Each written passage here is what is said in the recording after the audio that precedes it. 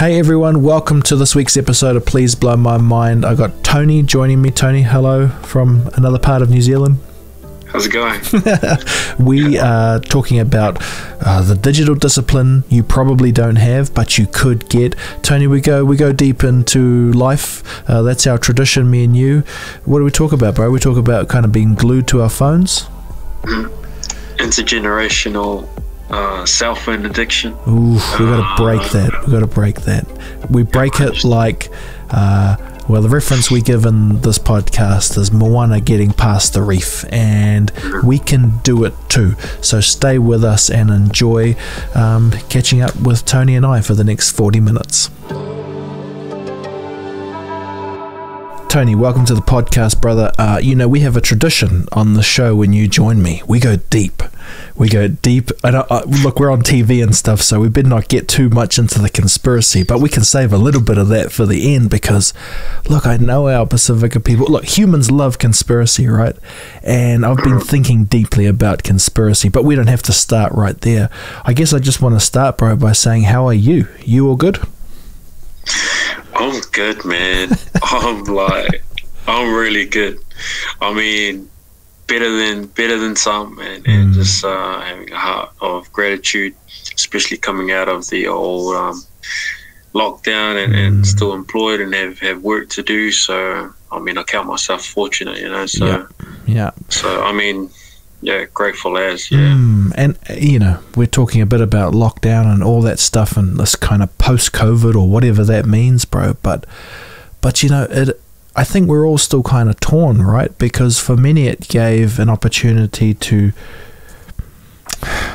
not be in the norm, and for others it gave the opportunity to, I guess, double down on what you want the norm to be.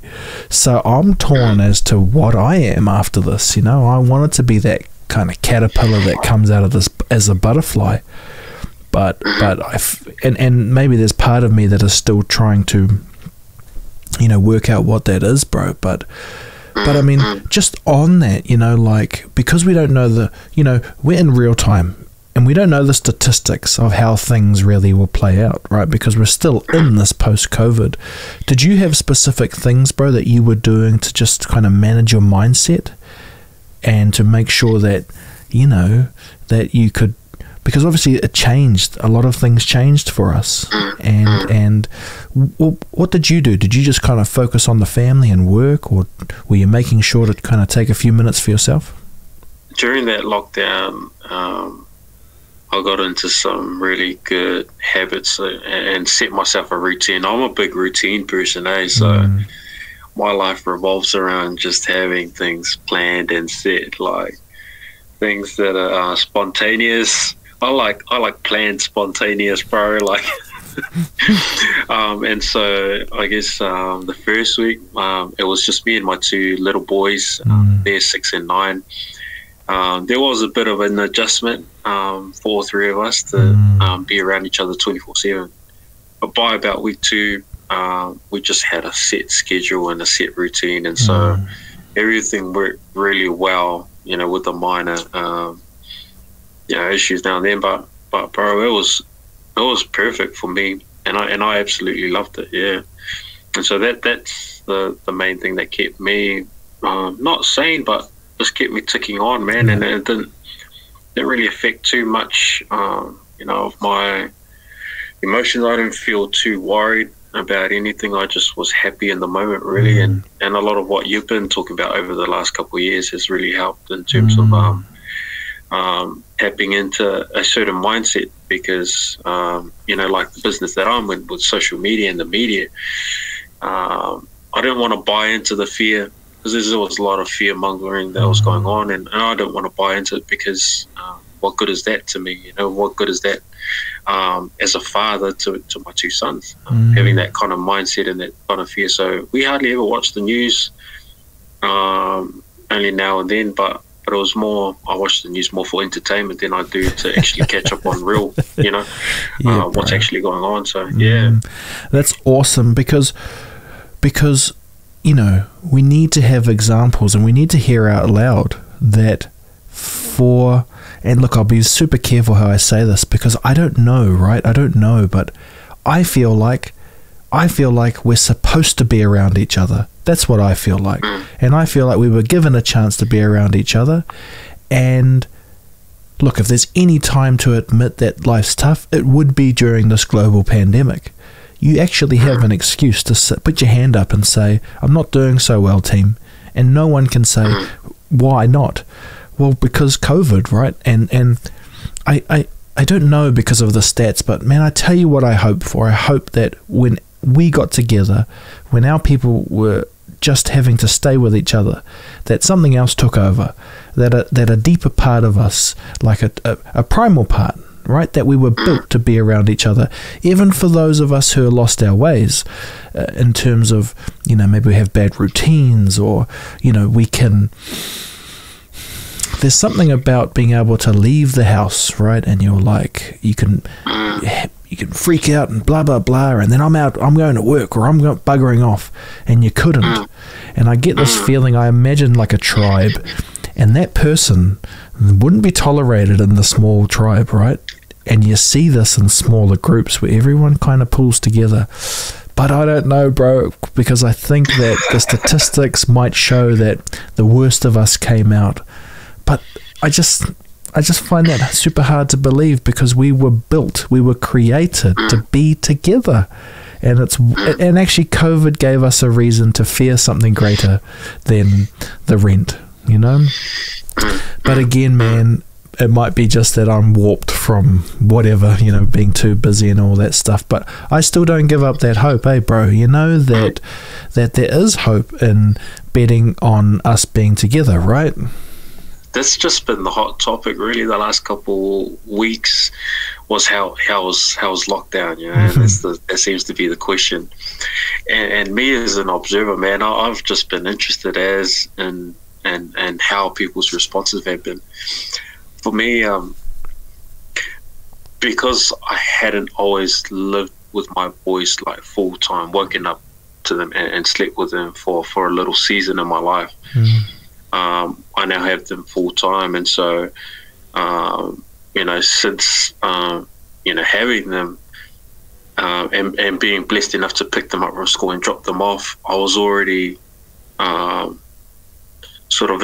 was already living the dream in terms of the village mentality, because that was my little village, was me and my two me and my two younger boys. So then being in lockdown just deepened that admiration and that love and appreciation that we're together, and so it was kind of a stark contrast to some other people's experiences where by week 2 they were saying, I just wanted to get out of there. Now I know how annoying my family is, and I couldn't relate, because I just loved it.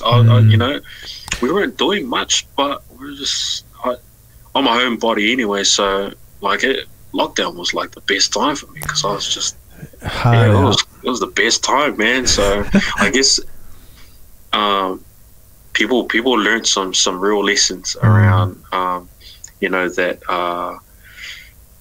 that piece around connectedness and that community and village mentality, and that hopefully it highlighted to people what they needed to fix, or what did they need to learn or unlearn, or right.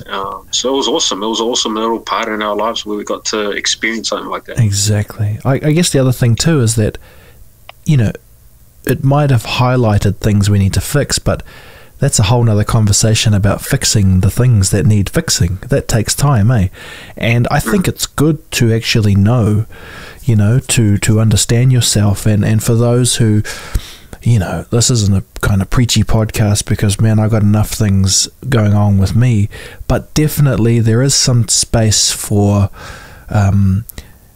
turning that camera back on you, and I think this is what we can get into after the break, is social media gives us a one-way look out, and it's very good at keeping us in a frequency of not looking back within, right?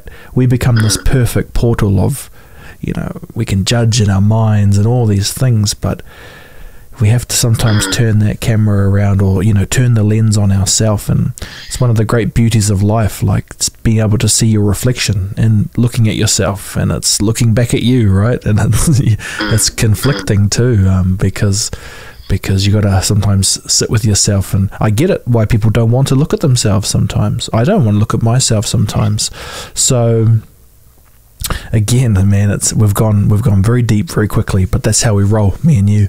Okay, so after the break, because we've jumped straight into the COVID, happy you're fine, happy the family's fine, and I would like to talk a little bit about, I guess, social media. That's how I came across you, specifically around the addiction that we have to our phones, to this parasite in our pocket. So folks, if you're watching, stay with us. Whatever the adverts are going to play, buy it, because Oriana TV needs to get, what does it need? It needs to grow. I need you to be addicted to Oriana TV, not your phone. Okay, see you in a second.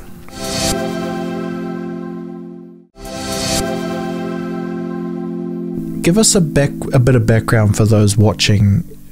Just how did you become interested in, I guess, social media, and specifically around our addiction? Because I think when we think Pacifica and we think addiction, we probably think more towards, I guess advertising would say pokies and those type of things, but there's a silent addiction, this parasite that lives in our pocket.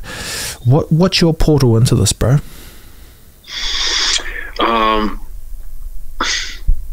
Yeah, it's one of those things that doesn't come with an instruction manual. You just get given this this platform, Instagram, Facebook, all the rest of it, and you're just introduced into this wilderness, and social media says, there you go, walk about and do whatever you feel like. There's nobody really to set a standard. There's no one really to inform, educate, and sort of coach you through this world, because it literally is a world. And just like your physical world that we introduce children into, we do a lot of coaching and guiding our children through this physical world that we live in. What's really missing in any education system or anywhere, in fact, to do with social media, there's absolutely nothing there. There's bits and pieces, and I've come across people that do run workshops, but it's isolated workshops. It's almost just to tick a box workshop to say that, yep, we've touched on online bullying. Online bullying is the issues at the bottom of the hill, the ambulance at the bottom of the hill. That's when it's really bad.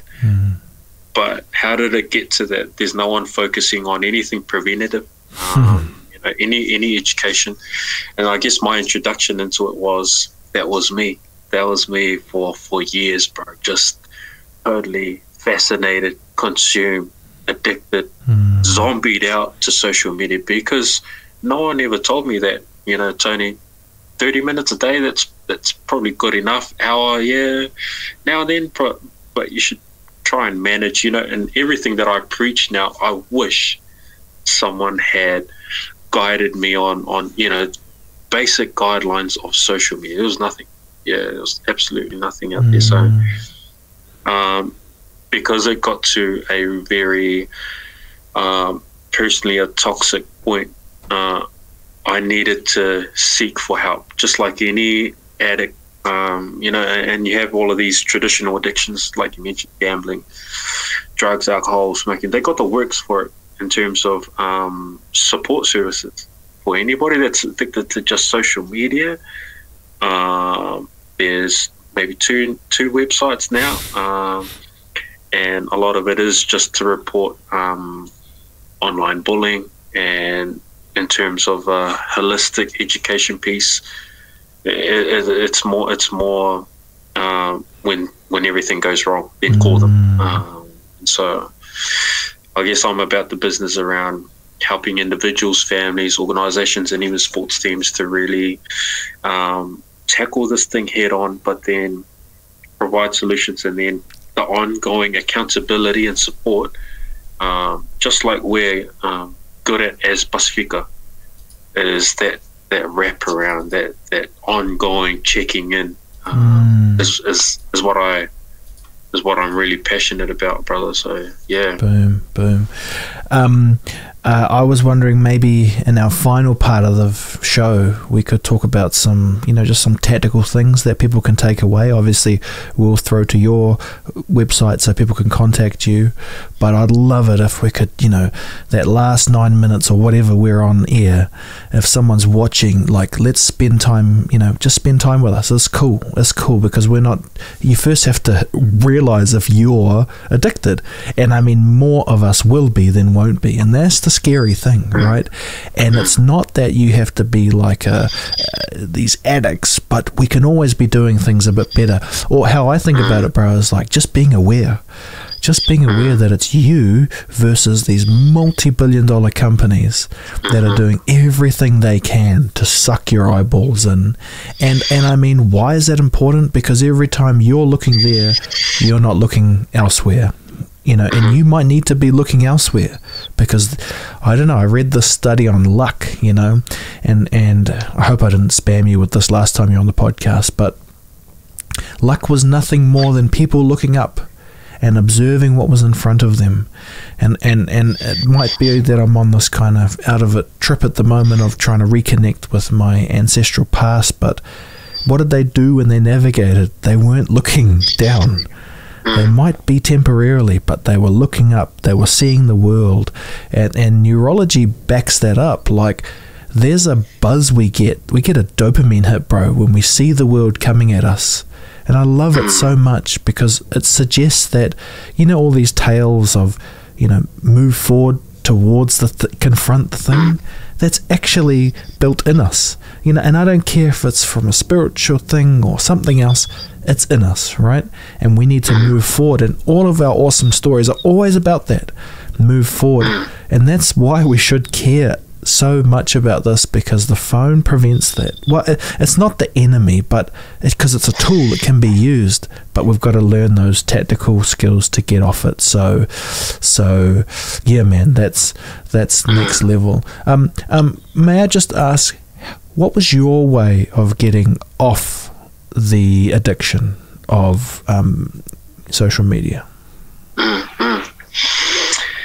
Yeah, man, it was some stark realizations. It was some very embarrassing realizations about the extent of the time that I was on it, and I was almost embarrassed about how much time. And I was clocking up anywhere between 5, 6, even 7 hours a day on just social media alone. Yeah, and it's not 5 hours straight, but the hour in the morning, 15 minutes here, half an hour here. Definitely the evening was the time where I'd be going hard, eh? And so in terms of how I came to that realization, it was actually my son, and I think I shared this with you before. He had said to me around close to 5 years old, he just asked, what are you doing on your phone, or what are you looking at on your phone? And at the time, it didn't mean much, but, I'm glad that little phrase stuck with me over the next couple of weeks and months, because every time from then on, I was looking at my phone, that voice would trigger, and I'd be thinking, actually, what am I looking at right now that adds value to my life? Or what is it on my phone that's distracting me? And there was, honestly, 99% of the time, I was just entertaining myself, and it was distracting. It was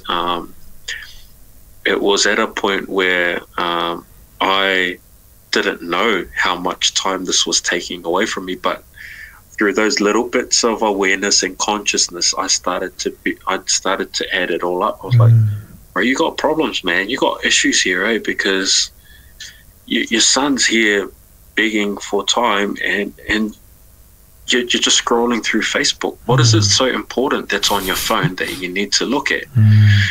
And when you start to realize that, and I confronted myself, and that was the turning point. I was too embarrassed about my addiction.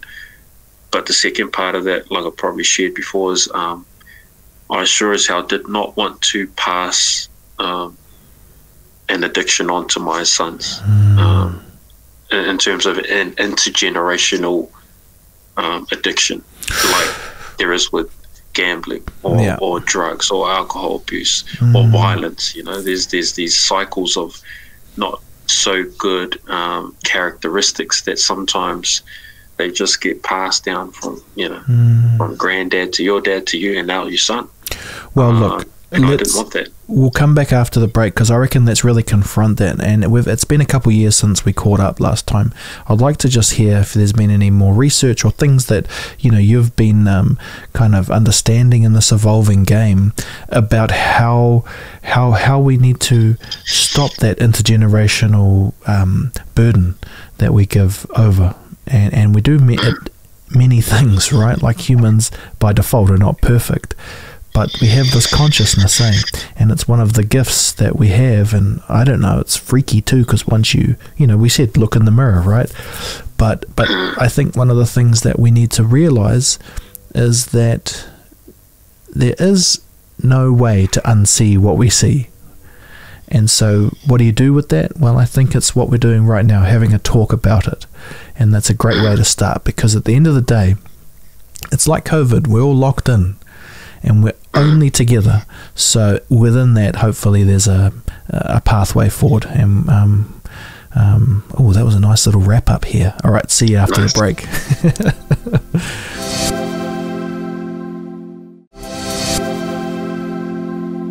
Bro, I remember when we caught up last time, we talked a wee bit about this intergenerational passing on of these burdens.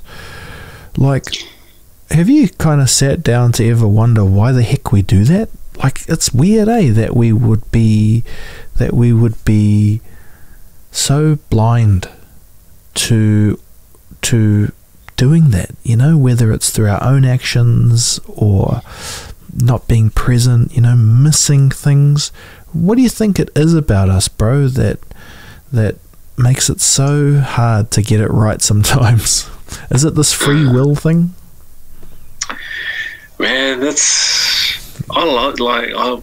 been asked that question once, and I wish people would ask that a little bit more, but it's this constant need to be entertained and this constant need for validation. And I'm speaking in the context of social media. It is a form of escape as well as, you know, and it's similar to other addictions in a way where when people want to run away from their problems, they turn to the bottle.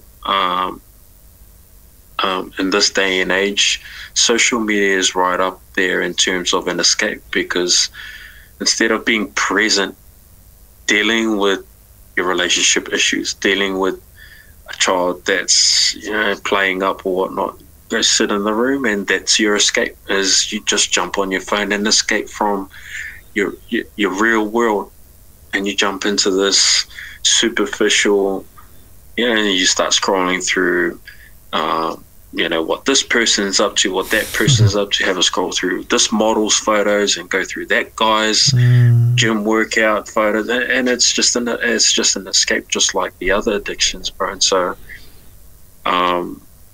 why do we do that? As like I had said earlier, just the mere fact that sometimes the issues that we want to deal with in our real life are just too hard sometimes, and then it's a question like you've highlighted in some pieces of your work, is resilience, is around character, is around what are your systems to cope, and all of these things are things that I don't think are being taught in any education system, and for me personally, that's stuff I just learned like in the last couple of years. Is how to breathe correctly, is how to actually be patient, is how to stop and pause. Because I used to have very reactive, you know, habits. I used to just turn to social media for validation. And it's these sort of tendencies that we have that govern our lives. And I guess when I started to piece all of this together, you know, I'm getting on now. I'm almost in my mid-30s, but I just didn't want to be in my 50s or 60s and still have an anger problem, or still have an issue with pornography, or still have an issue with this and that. This is the time now to really address all of those things that you're trying to escape from, bro. Yeah, so, bro. Because you can't escape them, eh? Yeah, I'm far from perfect, but I'm trying. Yeah, can't escape them. And we try. It'll just come back and regenerate in a different That's form. right. And you think you've got away from it, but guess what? You pass it on. And so Exactly. this is the main. If you want to be brave, then it is about us getting up, right? And it is about us standing up. And look, it's tricky. It's tricky. So something I've been thinking about recently, bro, is like, I'm half Cook Island and half European, right? So there is a tension that I have about who am I, and I mean, this is, you can assume as the world kind of, well, I don't know, right now you can't go to other countries, but for the longest time you are able to, you know, mix and mingle, and I'm the product of that, mixing and mingling, like literally. And one of the things I think is awesome about that is I get a kind of a look into both worlds, but one of the things that's really challenging is sometimes there's no right answer in this, right? And it's kind of sitting in that and dealing with it and trying to understand what to do about it. Like it or not, none of us watching have the one solution to COVID. You know, like it or not, doesn't matter how much you want to get on that plane and visit, you know, our family in Raro or wherever, this ain't going to happen right now. So you have to find a way to put that energy somewhere. And I guess I just don't want us to be able to go on social media. I mean, I want us to go on social media, but not as a replacement, eh? Like, I think the replacement that I've tried to really focus on, bro, is you know, and it sounds cheesy and whatever, but I don't care, is really going within, you know. And I've been studying breathing, as you mentioned before, and man, it is powerful. And this podcast is going to be spammed with heaps of breathing stuff, because it's the forgotten art of who we are. And look, I will also admit that my little 2-year-old daughter, she's fascinated with Moana, the film. And when you watch it, you know, I've watched that film so many times now, like 50 times, and you can only watch it until you start seeing things, right? When you start listening to Moana talking about, you know, we were voyagers and these things, and starting to put that context into my mind. When my grandmother left the islands to come, where was she going? What was her voyage? You know, I think, I don't know if she really knew, but I think it was so that me and you could talk like this. I think that's what it was for, that we could have the capacity to even care about addiction, right? To understand that we're complicated. I think that's why they did it. And I believe it wasn't just, I'm going to go to New Zealand for a job. You know, I think it was like, right, I'm going to give them I'm going to give them the gift of time. Is that kind of how you think about this stuff, bro? Because it feels like sometimes, you know, like Moana, I'm feeling lost. What's the missing bit? And I mean, for me, I feel like it is the breathing. And we can get into that a bit later, but you know, I guess one, how do you process the past to the future, and two, what is your family story, and who came over, and that kind of stuff. I like how you brought up Moana. It's funny that you bring that up, because I just watched that in the weekend again for the, I don't know, but because it's fresh in my mind, it's that ability and that confidence to go beyond the reef, because that was the barrier to her father, and everybody else were sort of boxed into just sticking within the reef. And in essence, since you brought that up, like, you just think of social media and how it is sometimes the reef, and it curates the information or the world that you live in, and it might seem more happy, but do we venture outside of consumption? Because outside of consumption is creation. Like yourself, you're creating a podcast. People, I saw a quick clip of this young guy from Manurewa, Joshua 685, creating beats on just a silly old laptop, and now he's #1 in iTunes. But there's a lot of kids his age who are just consuming social media. He's leveraged the tool of social media and ventured beyond the reef and created something and just gone and had the confidence to put it out to the universe. And the universe has reciprocated with a contract with a recording label, and his songs on #1 iTunes. And this is a Samoan kid, a Pacifica kid. And we don't know what's beyond the reef sometimes, beyond the consumption of social media. And so interesting you brought that up as a link. And I guess to answer your second question as well, in terms of sort of my quick family story, on my dad's side, my dad's from Fa'ala, which is a little village in Savai in Samoa. And Savai is the big island. Most of the people come out of Upolu, which is up here in the town area. The story that I've been told is that my granddad, hardworking man of 13 children, came over to New Zealand for a season to work to purchase a truck. And as soon as he got that truck, he went back, and he was the first man in the village with a pickup truck. And that just accelerated the production of their plantation. And it was used to help people and transport people and help the church and build the village.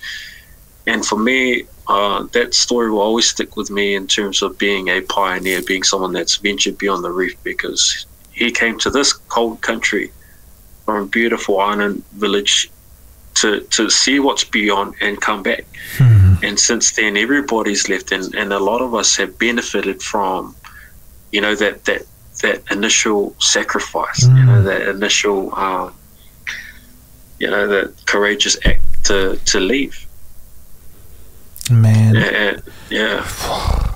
I've got to go to a break because the little buzzer's telling me, but two things, Tony. I love talking to you, man. This is so cool. Thank you, bro, for just, I don't know, being open to my weirdness of wanting to explore these things, because, there's not we're on at 11 o'clock at night on a Sunday night. We're the last show, and I love that. It's like, if you've hung around this long, boom, we're going to deliver, because this might not have all the fancy, awesome stuff and whatever, but it's we're the most real, and I love that we'll go the deepest. That's how we roll. Okay, sweet. We'll see you in a minute.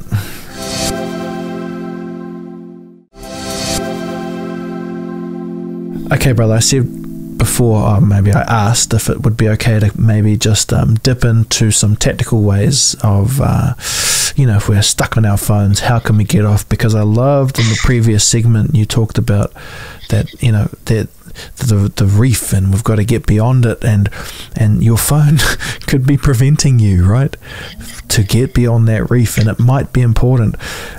Just on the Moana thing, man, the bit that kind of confuses me the higher into the tens that I watch this blimmin' film is that at the end there's always the shot, it's coming over, crashing, and then she sails off and smiles as if we've done it. And I can't help but think of the next shot as we haven't done it. We're not there yet. We've forgotten again, right? So your grandfather came, got what he needed, went back, accelerated it. But somewhere along the way we forgot this thing, or that knowledge was hidden from us, or something got buried. And I think it's partly to do with the breath, right? Because as far as I know, the breath through the nose is our portal to access our core, which is our diaphragm, and the diaphragm talks to the brain, and it's all connected, right? So when you breathe in a way, this upper chest hyperventilation, you're telling your brain we're in danger. And I mean, you actually literally, this manifests itself in how we talk to each other in a panic state, how we try and diagnose ourselves, and it makes sense that we would go to social media to try and suppress that, because we're walking around jacked up. And I'm trying to prove it, but scientifically, as I'm developing this little course that I'm doing. But I got some research, man, and it talked about that when they timed out, like literally put a timer to these old Hawaiian like hymns or prayers, they did the same to the Eastern stuff, they did the same to the stuff coming out of Italy. It all timed out to the specific time, and the time was 5.5 seconds, right? And this is what the scientists say, that if you breathe out for 5.5 seconds and you breathe in for 5.5 seconds, that is the optimal way that you can think the best, be the calmest, and connect with yourself and others. And the scary thing is that adds up to 5.5 breaths per minute, right? And I hope I'm not getting too deep, but the scary thing is, bro, statistically, every minute, each of us in modern society breathes up to 15 to 20 times. And that's why we're so freaked out, because we're overstimulating, right? So the car battery is empty before we need it. So we need to slow back down our breathing as our ancestors did. And I'm confident that if I can just find that one Pacifica historian just to somehow collaborate with me and to prove that our people did breathe in a slower, calmer way, and that's how they went beyond the reef, that's our missing link to beginning that conversation again, right? Because I hate statistics, and that's why I hate the idea of knowing that we were probably all worse off in COVID en masse. I'd love to think that we weren't, because we were together and we're built to do that. But I do know what I know, and I definitely know what I don't know, right? I'm a spoilt brat, and I had a lot of love, and I see the world that way. That will be my gift, to show love. But it's also my blind spot where I don't know true pain, and many people do. So just virtual hugs if you're going through a tough time. Okay, that's my spamming on my breathing for now. Tony, 5 minutes left, and this is why I think it's interesting to throw back to you just for a sec about these one or two things that people can be doing to just, how do we get what's the steps to get off this addiction? I think with a lot of the pieces out there are about raising awareness. I think raising awareness is important, but that's only the very first chapter of getting through this addiction. And not everybody is addicted. I know that most people use social media, and there needs to be some sort of self-assessment. But here's what I've thought a lot since the last time I've created an assessment tool to find out your certain levels. But as a person using it, I think sometimes we rely too heavily on data, on systems, on information, on technology.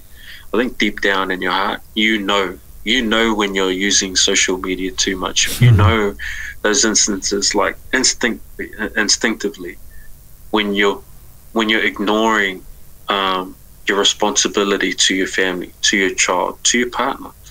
When you should, there's that voice inside your head when you're driving that you shouldn't be picking up your phone, but you still do it. Those are all cues, and those are all the little voices that should tell you need to start adjusting your social media usage, because the longer, just like any addiction, the longer you ignore those little voices that tell you should put your phone down, the quieter they become, and then that's when it pathways into something a little bit more serious. So in terms of how to hop out of it, contact me. Digital Discipline on IG and Facebook.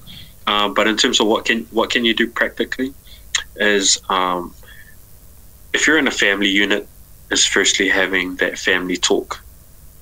But even before that is you as the parent or you as the individual need to assess what are your social media habits, and are you comfortable with the amount of time that you're on. I would suggest, in terms of, because this is a daily thing, and I pride my work on daily discipline, daily digital discipline, is setting aside half of a day to being productive. There should be no social media at nighttime, and really being conscious and aware. I know I can cook up a 1, 2, 3 step sort of system on how to do it, but you need to trust your instincts on this and be instinctive and be disciplined. It's one of those addictions where you can hide it easily. The other ones, you can the consequences of being drunk or gambling or on drugs are quite visible. This one, you can hide this one so easily. So it's a lot to do on the individual. So it's hard to shove it all in 5 minutes. Yeah, bro. But those are baby steps for now. So. Yeah, and I know what people can do, right? Because we think en masse too much, I think. You know, I was filling out this application for some funding for this idea I've got around breathing, and it said, what's your outcomes? And I wrote, save one person. And I got that from Justice League, you know? Like, remember, I don't know if you've seen the latest one, but Flash comes in and he's like, I don't know what to do. And Batman's like, save one, you know, and then save another. And I reckon we just got to get out of this, like, this mess. The world's too big because we've let the portal in, of the social media stuff. It's really just us. And that is us. We always were just us. And actually, micro to that is just you. And not in a... Look, I think we all need to work better at not saying every time it's about me that it's such a mean thing to say. It's not mean if you're awesome and you can make everyone else awesome. It's mean if you still give yourself out and you don't have the life force to do it, you know? That's... Exactly. Yeah. And it's, and even when I'm thinking about you know, how do I reach, you know, X amount of people, sometimes I backtrack and I think, why can't it be almost like a train the trainer model, but in a Pacifica sense? If you've given that much value to someone and helped someone through it, I would hope to think that they would pass that knowledge on to their peers, to their family, to their children, and yeah, I mean, instead of me trying to reach everybody, and you know, because that's the commercial, you know, corporate way of thinking. If I can help one family, then man, that's a lot, because hopefully that stops that intergenerational addiction of social media within that household, and I can hand on heart say that, you know, I've made an impact in this world, you know, just one at a time, right? As it always was, right? As it always will be, one at a time. It's just, you know, it's freaky, bro, because it is quite simple, but the simple stuff is so simple that it gets forgotten, and I think that's how simple stuff gets forgotten. Like, it's simple to tell your kids or your family you love them, but the amount of time we forget, right, because life gets in the way, and all of a sudden you haven't done it for a couple of days. Maybe I won't say something that important. I'll say weeding your garden. You know, weeding your garden, you forget, and then a week goes by and all of a sudden that garden is overgrown, and you're like, man, how'd that get like that? It got like that because you forgot to weed it. And I feel like we've just got to keep going, find that balance of the fast and the slow, and yeah, I love what you say, man. Trust your gut, and that backs up with this breathing stuff because it comes from your gut. So you got to breathe in a way that your gut can trust you, you know. And I know that's weird, and I know that's out of it to think, but it is that simple, and that's how it got forgotten. So, Tony, man, love this. Boom. Where can people follow you if they want to connect with you and follow your journey, and yeah, just stay in touch with what's happening in your space? Yeah, just digital discipline. Just got to search that on Facebook, Instagram, or LinkedIn. And like I've said in other places, man, just private message me and start that conversation if that's how you're feeling and you know, address it. And best place to start is talking to someone about it. So I'm open. Boom. I love that people probably spent 40 minutes with us off their phone, hopefully, if we did our job, right? And that's also a good thing too. You can listen to our podcasts from the past, and you got plenty of good content up there. I just thought of one thing too. Don't you do 8 till 8 on Sundays, social media free? That is, I'm glad you mentioned that, because that needs to restart itself. I because of the lockdown, I gave people a bit of grace there because social media was the only sort of platform to use to communicate. But that doesn't mean you can't watch TV, right? So people could still tune in. Yeah, 100%. Yes, sweet. So 8 to 8 is no social media from 8 a.m. to 8 p.m. every Sunday. So well, there you go. Audiana TV plays from 3 p.m. till midnight. So that's you covered there. You just got to get through till 3. Go for a walk, have a mean feed, and then come sit down and watch some stuff. Tony, thank you again, bro, for answering the call. I only texted you today and said, "Can you do it?" And man, you did. And I think we always have awesome chats, and may they long continue. Thank you, brother. 100%. Thank you all.